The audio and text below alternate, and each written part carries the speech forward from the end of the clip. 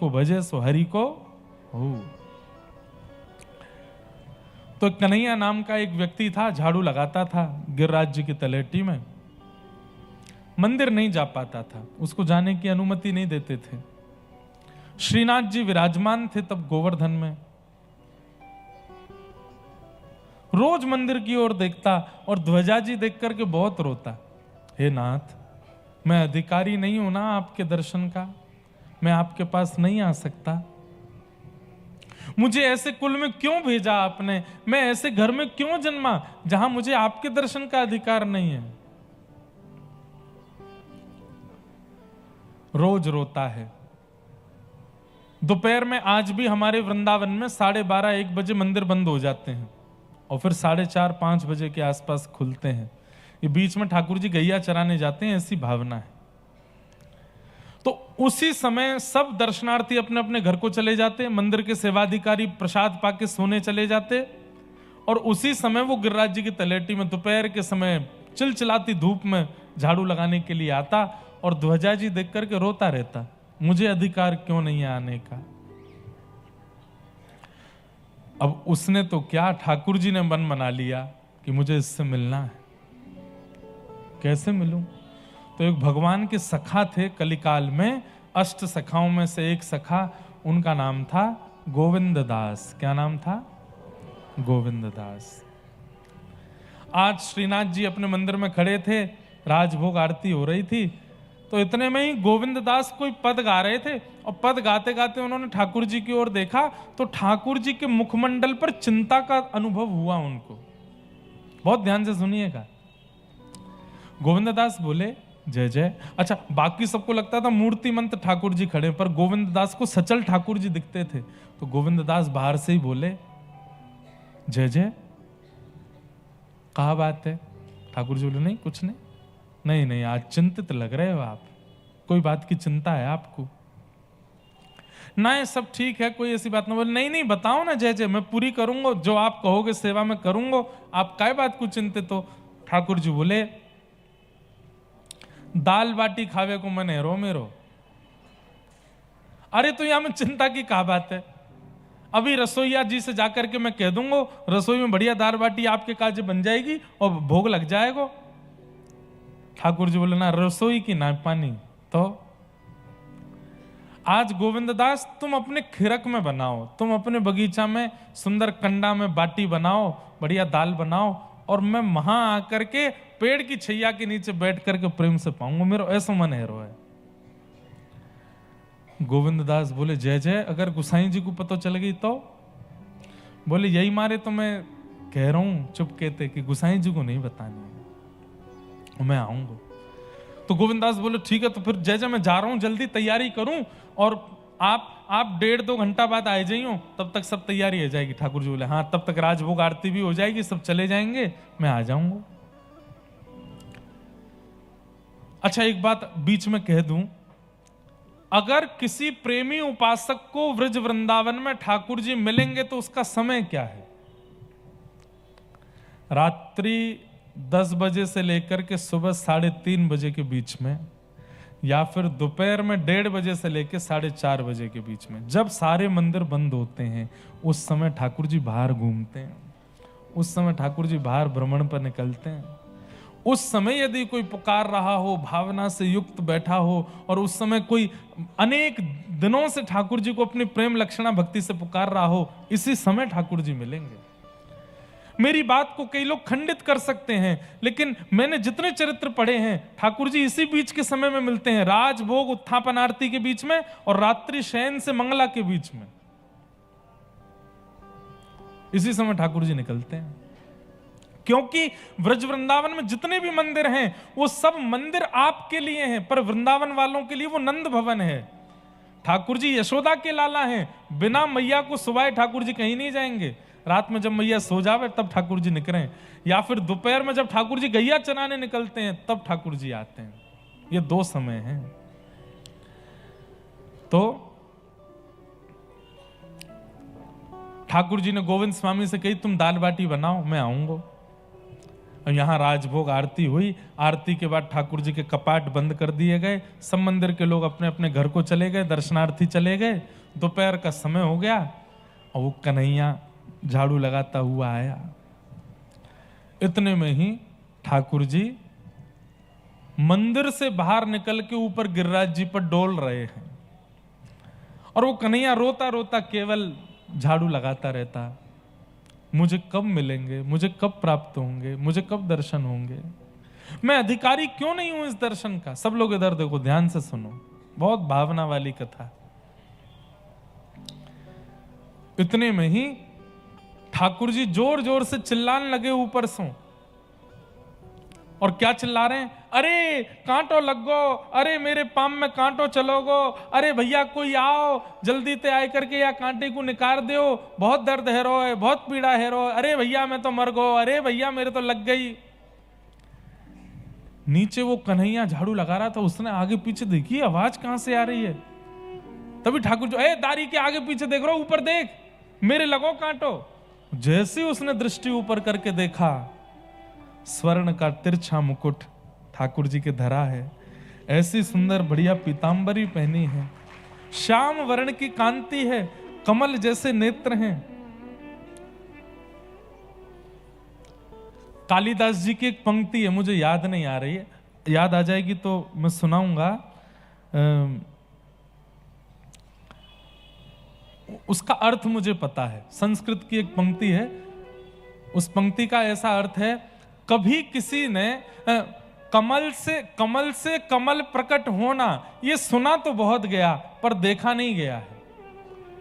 कमल में से कमल प्रकट हुआ ये सुना तो बहुत है पर देखा नहीं।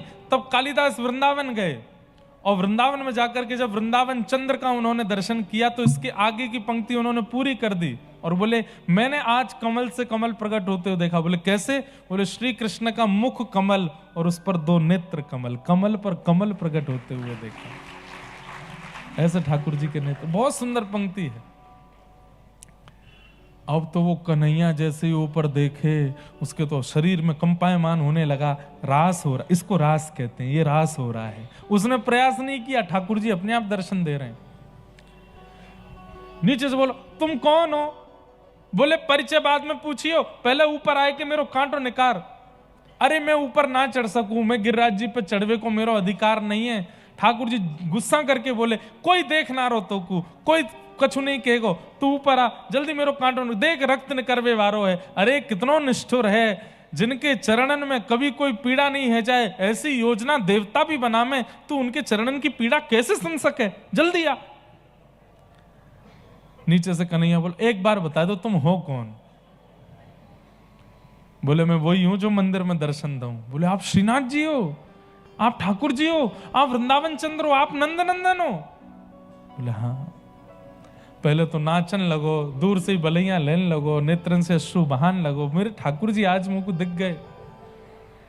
ठाकुर जी बोले जे सब बाद में करियो, पहले मेरे पास आ जा। कन्हैया ऊपर चढ़ गयो, गिर रहा, पहली बार चढ़ा है जन्म लेने के बाद आज पहली बार ऊपर चढ़ा। ऊपर जाकर जैसे जैसे ठाकुर जी के पास जावे, बैठ करके रोने लगे, कभी नाचने लगे, पागल सा होने लगा ठाकुर जी को देख करके। जैसे ही ऊपर पहुंचो ठाकुर जी बोले ले मेरो पाम पकड़। जिन चरणों को ठाकुर जी किसी को प्रदान नहीं करते तुरंत उसकी गोद में धर दिए ठाकुर जी ने, ले अब यहां में से कांटो निकाल। जो विचार नहीं किया था उसने वो तक ठाकुर जी ने दे दिया। अब वो कांटा निकाले, उसके तो हाथ पांव कांप रहे, कैसे कांटा निकलेगा? ठाकुर जी बोले गहरो चलोगो कांटो, हाथन ते ना निकलेगो, मोहते निकलेगो, मोहते निकाल। अब वो ठाकुर जी का मुखमंडल, ठाकुर जी का चरण अपने मुख की ओर ले जाता है और जिन चरणों की रज को जा रज को ब्रह्मादिक तर से, जा रज को सोरज शीश चढ़ाऊं, सोरज शीश चढ़ाऊं। ब्रह्मादि देवता भी खड़े रहते हैं, एक कणिका मिल जाए केवल चरणों की, वो नहीं मिल पाती। ठाकुर जी जब चलते हैं ना, तो जैसे ही चरण रखते हैं पृथ्वी पर और चरण उठाते हैं, तो पृथ्वी में भी होड़ लगी रहती है कि ये चरण रज जो मेरे ऊपर आए इसको मैं अपने पास रख लूं। तो ठाकुर जी के चरण चिन्ह धूमिल होते चले जाते हैं। क्यों? पृथ्वी ही अपने पास रख लेती है, पृथ्वी ही अपने अंदर समाहित कर लेती है उन चरण रजों को, किसी को नहीं मिलते। ढूंढते रह जाते हैं सब, ठाकुर जी के चरणारविंद नहीं मिलते। तब अपने दांतों से कांटा निकालने लगा, नेत्र सजल हो गए। अब कांटा तो बहाना था, ठाकुर हाँ निकर गो निकर गो निकर गो। कन्हैया आंखें लाल पड़ी हैं उसके, नेत्रों से अश्रु गिर रहे हैं, सिर पर हाथ फेर रहे हैं ठाकुर जी, अपने हृदय से लगा रहे हैं। बोले चल अब तुम को अपने अपने अपने कंधा पे बैठा ले। बोले मेरे ऊपर बैठेंगे नाथ, मैं ऊंचे कुल का नहीं हूं, मैं छू भी नहीं सकता आपको। बोले तू बात मत बनावे, चल बैठ जा नीचे। नीचे बैठा दियो, उसके दोनों कंधों पे अपने पैर लटका लिए, सिर पकड़ लियो। बोले चल। बोले कहाँ? गोविंदास के किरक में लेके चल, मां दाल बाटी बनी है, दोनों खा के आवेंगे। चढ़ के ठाकुर जी जा रहे हैं। इसको कहते हैं रास। गोविंद दास, वो कन्हैया बोला ठाकुर जी ये गोविंद दास ना गुसाई जी के बड़े प्रिय हैं, और कहीं इन्होंने शिकायत कर दी कि मैं गिरिराज जी पर चढ़ा, मैंने आपको छुआ, तो मुझे गुसाई जी कहीं नगर से बाहर ना निकाल दें, आप मुझे इनके पास मत लेके चलो। ठाकुर जी बोले चल तेरी एक बात मान लूंगा, तू एक काम कर, या पेड़ के पीछे छुप के बैठ जा, मैं दाल बाटी खा के आऊंगा, तेरे काजे लेके आऊंगा। सोचिए, इसको कहते हैं रास। ठाकुर जी गए, गोविंद दास के खिरक में पहुंचे। गोविंद दास, आहा मेरे नंद नंदन आए हैं, मेरे लाडले आए हैं, मेरे प्यारे ठाकुर जी आए हैं, बिराजो ठाकुर। बैठा दिए ठाकुर जी। अब बाटी आप लोगों के यहाँ तो गैस चूल्हा पे बनती होगी, हमारे यहाँ चूल्हे में बनती है। कंडे होते हैं ना गोबर के उपले, वो जब हल्के हल्के जल करके बिल्कुल थोड़े थोड़े रह जाते हैं, तो उसमें सेके जाती है बाटी। अब बाटी सेक सेक करके सामने ठाकुर जी के पधरा में, अब एक बाटी पधराई, दूसरी जैसे सेकने लगते, इतने में ठाकुर जी के, ए गोविंदा जल्दी कर, मैं तो भूखों मर गो। बोले खा गए आप? बोले हाँ। ठाकुर जी नेक खामे और बाकी बच्ची भाई अपनी जेब में धर लें, वाके काजी लेके जानी है। कन्हैया खड़ो पीछे। जहां ठाकुर जी की प्रसादी में 10-12 बाटियां आती, आज ठाकुर जी 30 बाटी खा गए, दोनों जेबन में भर गई।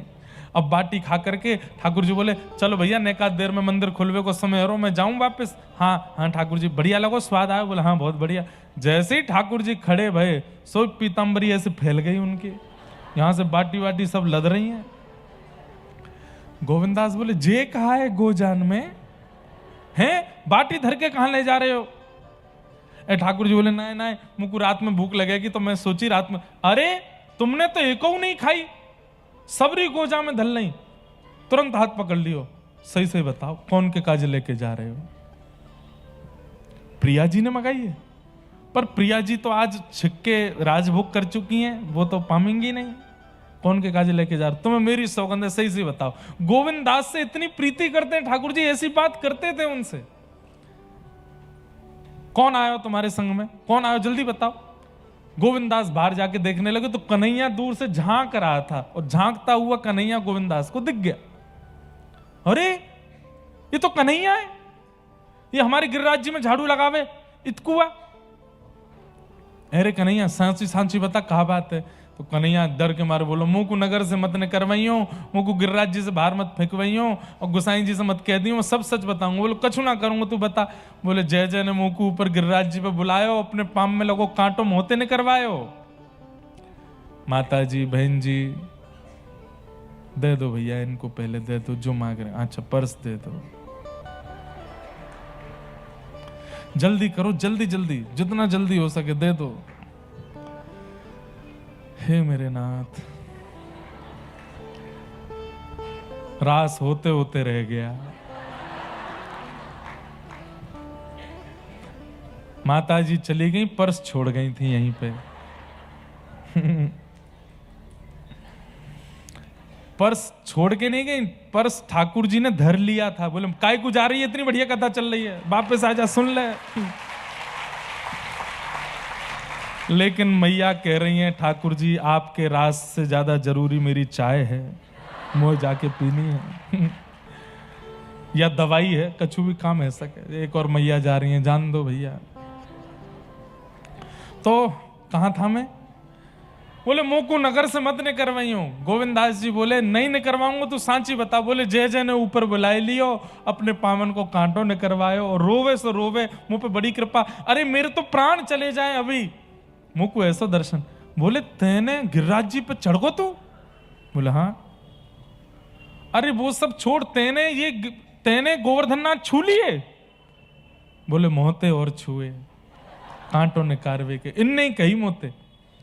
गोविंदास बोले हैं इस सबरे नियम, यहाँ पे हम नहा नहा के परेशान है गए। सुबह जामेंगे तो नहा के जाएंगे, शाम को जाएंगे तो नहा के जाएंगे। अपरस में रहो, यहाँ मत छुओ, वहां मत छुओ, इतने नियमन को ध्यान रखो, मुंह पे कपड़ा लगा के प्रसाद बनाओ, अपनी एक बूंद भी नहीं चली जाए वहां में। हमारे काज इतने नियम, और खुद के काज कोई नियम नहीं है। कन्हैया की गोद में बैठ के डोल रहे हो। ठाकुर जी बोले तो मैं जय जय ना हूं? बोले जय जय हो तो खुद नियमन को पालन नहीं करोगे? चलो स्नान करो। ठाकुर जी बोले अरे जाड़ो पड़ रहा है, मैं ना नहाऊंगो। ना नहानो तो पड़ेगा। बड़ी सुंदर लीला है। ये सब रास है बंधुओं, जहां ठाकुर जी इस कलिकाल में आज से 500 वर्ष पुरानी कथाएं हैं ये। गोविंदास बोले स्नान तो करना पड़ेगा, नहीं तो मैं गुसाई जी से सब शिकायत करूंगा आपकी। और ठाकुर जी अपने अर्चक से डरते हैं, ये बात माननी पड़ेगी। जो ठाकुर जी की नित्य सेवा करता है, जिसके लिए ठाकुर जी घर में आए हैं, उससे ठाकुर जी को थोड़ा भय लगता है। उसके प्रति ठाकुर जी मातृ बुद्धि रखते हैं, या उसके प्रति ठाकुर जी सहचरी भाव रखते हैं, तो उसका अधिकार है ना, वो सुलाता है, वो जगाता है, वो ही खिलाता है। उसके प्रति ठाकुर गोसाई जी से मत कहियो। तो एक काम करो, स्नान मत करो, आचमन कर लो। चलो ठाकुर जी हाँ आचमन कर लूंगा। हाथ में जल लेकर के ठाकुर जी कह रहे अपवित्र पवित्रो वा सर्वावस्थांगतो विवाह यह स्मरेत पुंडरीकाक्षम। कौन है पुंडरीकाक्ष? स्वयं ही तो है। अपना ही स्मरण करके ठाकुर जी कर रहे हैं मैं पवित्र है जाऊं।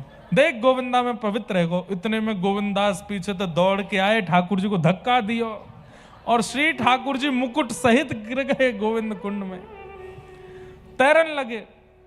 अब ये सब लीला चल रही थी, इतने में 4:30 बज गए, घंटे घड़ियाल बजने लगे, मंदिर में दर्शन का समय हुआ। ठाकुर जी बीच कुंड में ठिठर रहे हैं। अरे गोविंदा देखियो, तेने मेरे संग बहुत बुरा कियो। अरे जय जय जल्दी आओ, मंदिर घंटा बज रहे हैं, ऊपर जानो है। ठाकुर जी दौड़ करके सीधे ऊपर पहुंचे। जैसे कपाट खुले तो श्रीनाथ जी के मुकुट से लेके नीचे मोजे तक सब गीले हैं और पानी चुचा रहा है। गोविंदास बोले जय जय। गुसाई जी बोले जय जय, भीग कैसे गए आप? और पीछे वो गोविंदास खड़ा है, वो बताइयो मत। ठाकुर जी बोले ये तुम्हारो गोविंदा, ये बहुत मोह लगा लियो तुमने, याने मुंह को धक्का दियो गोविंद कुंड में। गुसाई जी बोले हे गोविंदा, तेने धक्का दियो ठाकुर जी को? बोले अब इनने इतनी बात बताई दी तो मैं पूरी बता दूं क्यों दियो धक्का। ये कैसे कैसे काम करें तुम्हारो नंद जी को लाला। कन्हैया ना है हमारे गिरिराज जी को झाड़ू लगावे का है, बाकू ऊपर बुलाए के वाके कंधा पे बैठ के डोले आज पूरे गिरिराज जी में। या हमारे मैंने इनते कही स्नान कर ले। गुसाई जी के जय जय, आपने कन्हैया कंधा पे चढ़ गए। मुंह को तो बहुत बेचारों कभी मेरे दर्शन नहीं कर पाए, वाकू दर्शन देवे गए मैं। लेकिन ये सब लीला सुनकर के गुसाई जी के नेत्र सजल हो गए। ठाकुर जी को हृदय से लगा लिया। आप कितने प्रेमी हैं, कितने रसिक हैं, कैसी लीला। आप त्रिभुवन नायक हैं, आप परमात्मा हैं, आप योगेश्वर हैं। ये ब्रजवासियों के साथ, इन भक्तों के साथ ये लीला क्यों करते हैं? ठाकुर जी बोले मुझे रास बहुत प्रिय है। ये मेरे पास आवे वो रस है, पर वह रस को आस्वादन कर करके वह रस को भंडार मेरे चित्त में इतना है जाए कि वो भंडार मैं रास के रूप में प्रवाहित कर दूं, ये लीला करके, ये सुख दे करके। तो बंधुओं